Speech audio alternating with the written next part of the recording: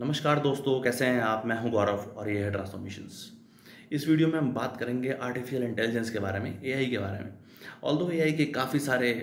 फ़ायदे हैं, काफ़ी सारे एडवांटेजेस हैं। ओवरऑल सिस्टम को ये इम्प्रूव करने में काफ़ी काम करता है, या स्ट्रेटजिक वे में चीज़ों को ऑर्गेनाइज करने में नए नए तरीके के सॉफ्टवेयर्स या नए नए तरीके के टूल्स ओवरऑल सिस्टम को किस तरीके से इम्प्रूव करते हैं। बट उसी समय ये सब टूल्स और ये सब एडवांटेजेस या एक तरीके से सॉफ्टवेयर जो एक एडवांसमेंट है, उनके किस तरीके के डिसएडवांटेज या एक तरीके से नुकसान हो सकते हैं सोसाइटी एट लार्ज और कम्युनिटी एट लार्ज के लिए। उसका एक जीता जाता एग्जांपल अभी हमें रिसेंटली देखने को मिला आसाम से,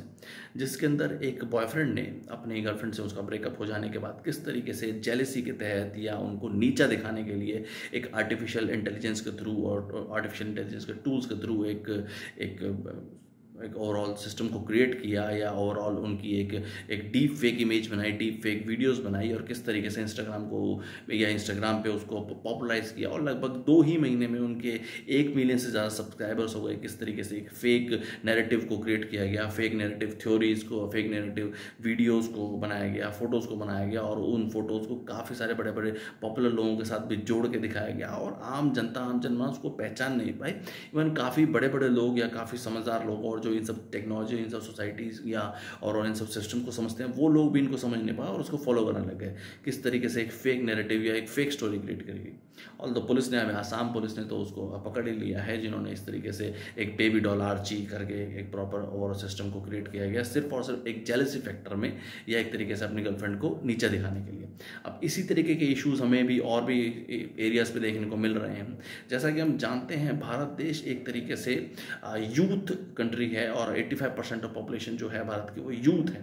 और इस तरीके के यूथ जब इस तरीके के टूल्स का अगर गलत इस्तेमाल करने लगे, या ओवरऑल जो नए बच्चे हैं, जो नए युवा हैं, जो अपने टीन्स में हैं, वो इस तरीके के इश्यूज से रोज़ डील करते ही हैं, इमोशनल इम्बैलेंस या और भी इस तरीके के इश्यूज। और अगर वो इस तरीके के टूल्स का इस्तेमाल करते हुए इस तरीके के डीप फेक वीडियोज़, जैसा कि हमें रिसेंटली देखने को मिला था